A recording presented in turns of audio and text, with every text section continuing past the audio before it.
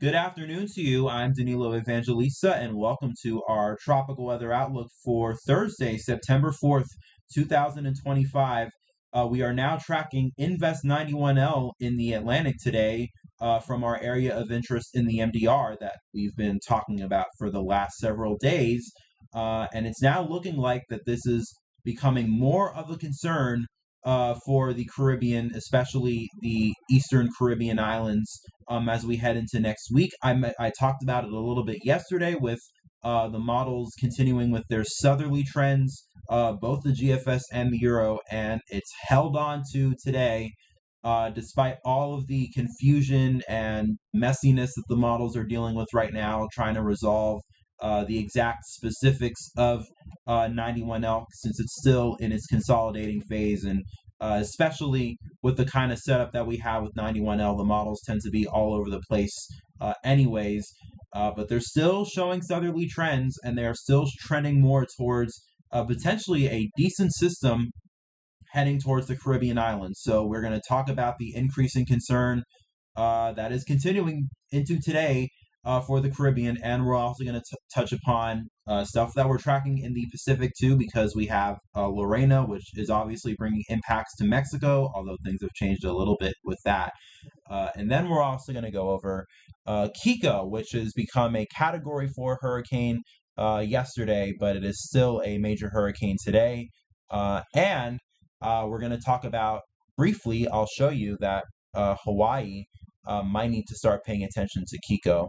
We'll go over all of that into today's video. Hope you enjoy it, and hope you come in, fasten your seatbelt, and let's enjoy the ride. Starting off with the National Hurricane Center homepage in the Atlantic, we have Invest 91L, a broad area of low pressure has formed along a tropical wave over the eastern tropical Atlantic. Recent satellite imagery suggests that the system continues to slowly become better organized, with shower and thunderstorm activity along its eastern periphery. Environmental conditions are favorable for additional development of the system, and a tropical depression is likely to form by this weekend as it moves slowly westward at 5 to 10 miles per hour across the eastern and central tropical Atlantic. And now they are starting to mention the interests in the Lesser Antilles should monitor the progress of the system as it approaches from the east by the middle of next week. And chances have continued to substantially go up.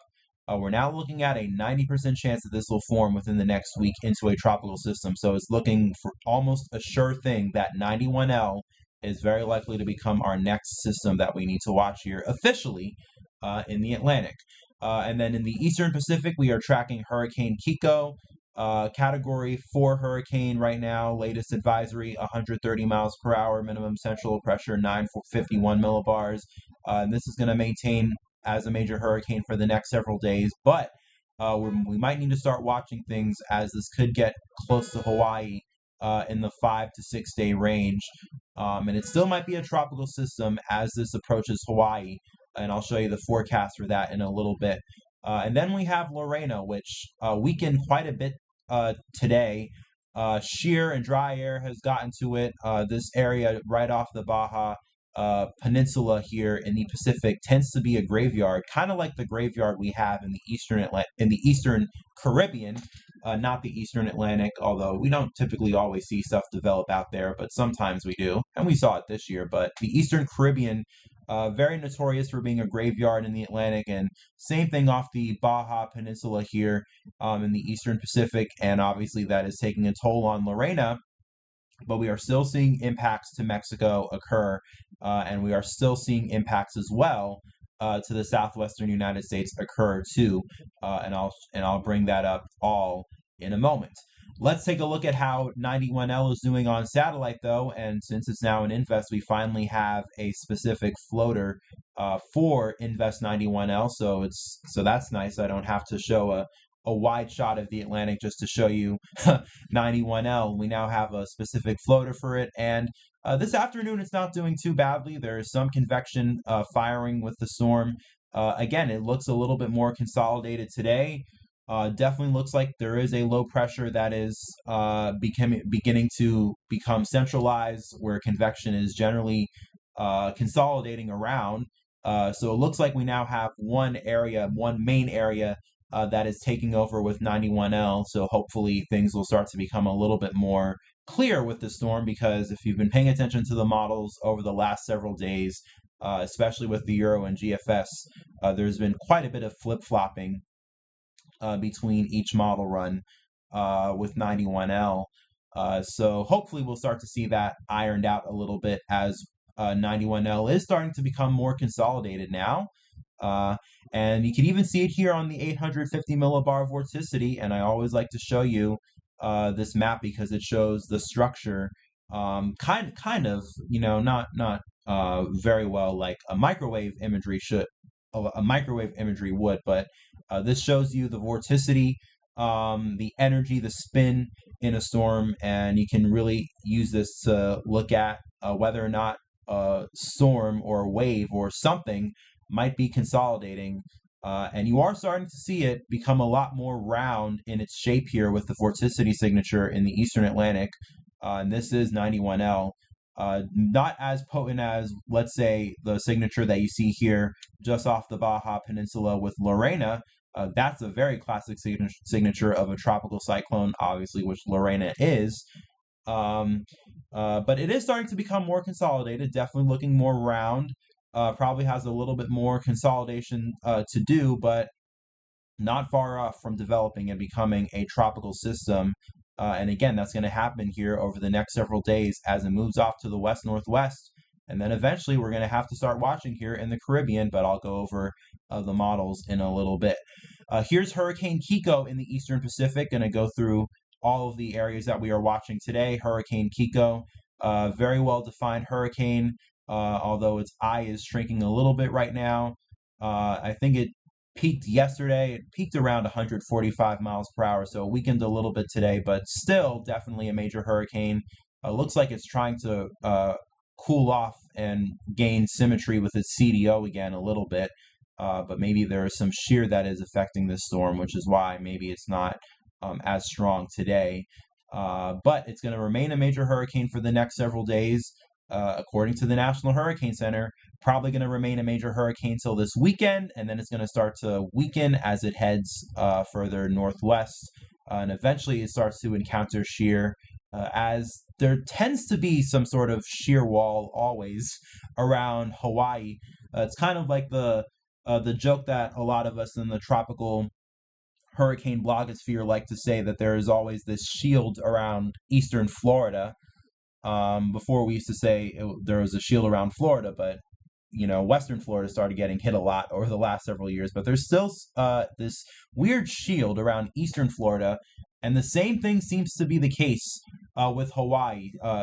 So this is going to encounter some shear around Hawaii, and generally less favorable conditions as this also starts to move northward. So we will see this begin to weaken, but you do see now that the Big Island here in Hawaii, forgot what the name of the Big Island is, but I'll search it up so maybe I can bring it up tomorrow.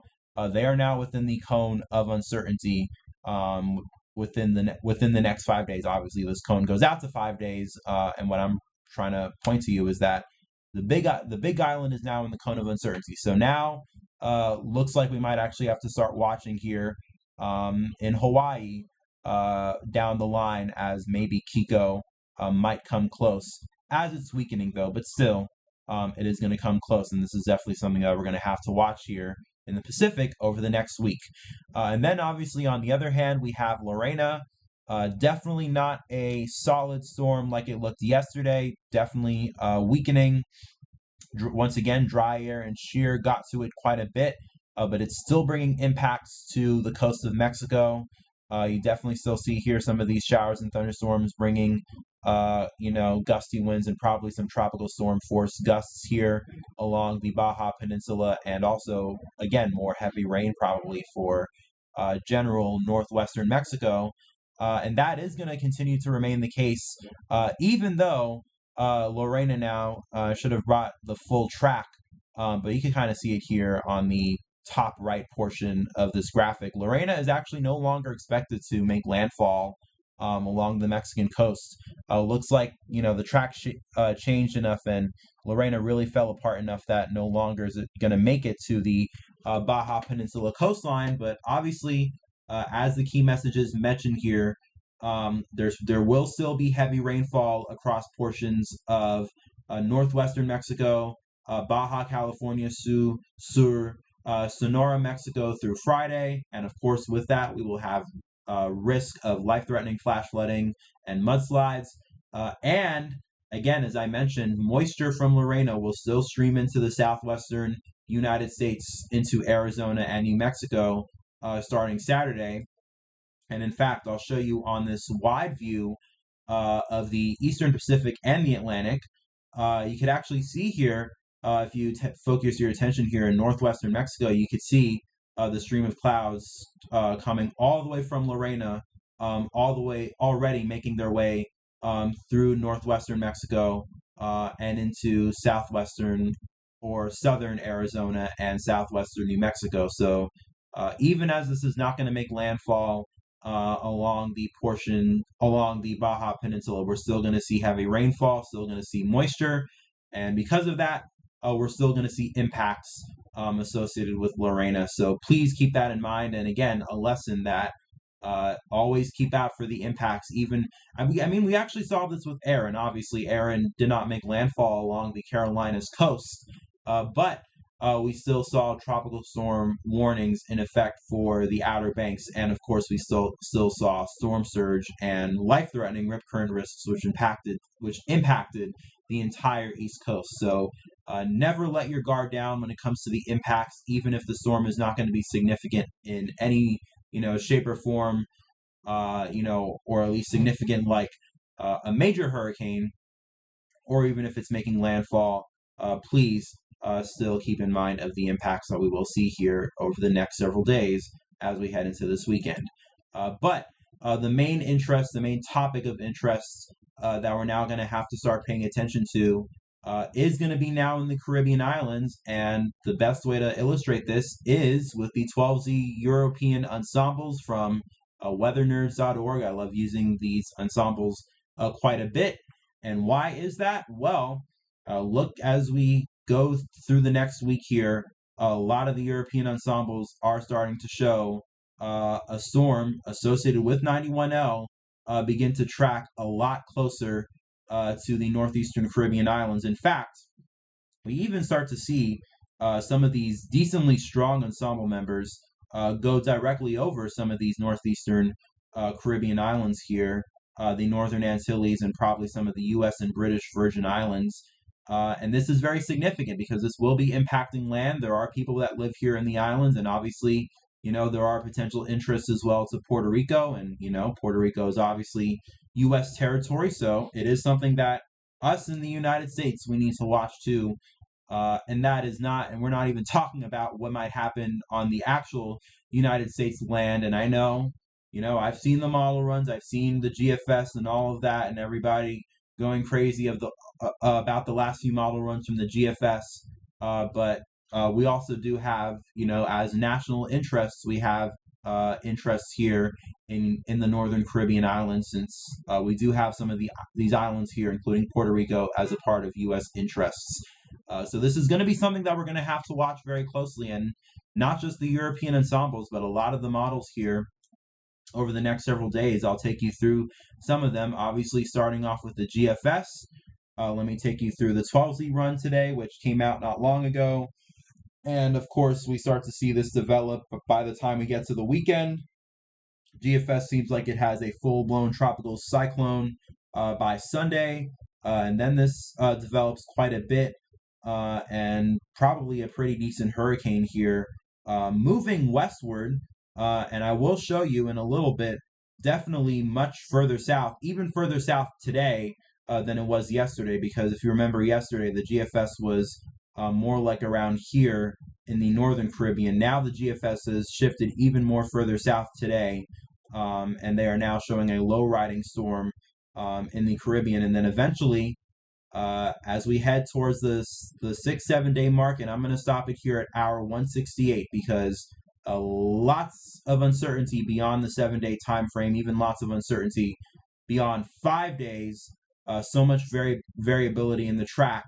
But I will tell you, if this model run verifies up to 7 days, like the GFS shows right now, if we do see a storm in this exact position here at hour 168, like the GFS shows, that pretty much guarantees a hit on some of these northern Caribbean islands here. I mean, it's just too low riding. It's not gonna somehow jog way north, straight north, and I mean, we do have a very strong ridge here just to the north of the storm. But that's definitely a hit on the Caribbean islands that the GFS is showing on the 12Z run. And once again, I want to show you the trends from yesterday and from even earlier today compared to the current model run. This is hour 144 of the 12Z GFS from just now. And let's compare this to even just the 60 model run from earlier today. Once again, continuing the trend with a very, very noticeable southerly shift in the track. And this has been happening for the last several days now, so I think it's safe to say that we are starting to see a trend with the models.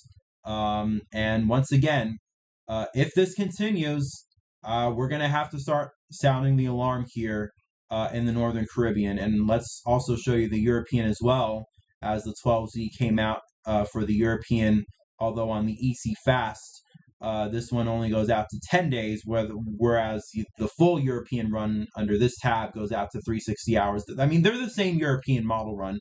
It's just that the EC Fast, if you can probably guess, it comes out quicker, but it comes out with less frames and it only goes out to 10 days. But, at least that's one version of the European that's out. So you know what? Let's just use it while we have it. And kind of in line with the GFS here, looks like as we head into the weekend is when we see Invest 91L here fully consolidate. Pretty much like the GFS by Sunday, they show this fully becoming a tropical system and then strengthening as it heads westward here and remains a low riding storm just like the GFS as we head into early next weekend. Let's actually compare 12Z GFS versus 12Z Euro and see the comparison between locations. So let's see, do they match up at all? I'd say they're pretty close. And as you could probably guess too, with the 12Z European, this also makes a landfall in the Northern Caribbean islands. And this is the trends we need to be watching very closely because we are now starting to see consensus between the 12Z Euro and the GFS, and they are the two most important models that at least we look at when it comes to tropical tracking. And things could still change. This is still, we're talking about 6 to 7 days out. And again, in tropical tracking world, 6 to 7 days out in some ways is an eternity. And especially beyond 7 days out is infinity time away from where we are right now. But the trends are important. And just saying, it is very, very interesting that compare both model runs today and going back to hour 144, I was at hour 168. Once again, doing one more comparison, 12Z GFS to 12Z Euro. Pretty similar location, definitely both of them strengthening. This is definitely going to be something that we need to watch out for. And again, I think it's time to start sounding the alarm bells here in the Caribbean. And just for good measure, I thought I'd throw in the Icon run for also the 12Z today. And let's see what they show. A little bit of a storm that's a little bit further north. Maybe it gets a little bit stronger, quicker. And they also do have this very interesting storm here that also forms to the northeast of Invest 91L. That doesn't show up on either the GFS or the Euro, so I would probably count that out. And maybe that's kind of having some sort of influence on the Icon bringing this storm further north. I don't know, but the Icon is also showing a pretty decent storm. And honestly, this is also getting pretty close to the Caribbean islands, although to be fair, This is the 7 to 8 day time frame, so you can't really get too much into specifics. But I think it's safe to say that we're going to have to start watching here in the Caribbean very closely. Mentioned that yesterday, but I think I'm only strengthening that claim today. And we'll see what tomorrow brings. We'll see if the models magically trend to the north or they continue to trend further south, or at least hold on the idea that we might have to watch the Caribbean islands for potential impact from this. But regardless of what happens, if you are in the Caribbean and if you are anywhere in the Atlantic Basin right now, please get your hurricane plan ready. All of those preparations I told you to do back in May and June, you should have them done right now.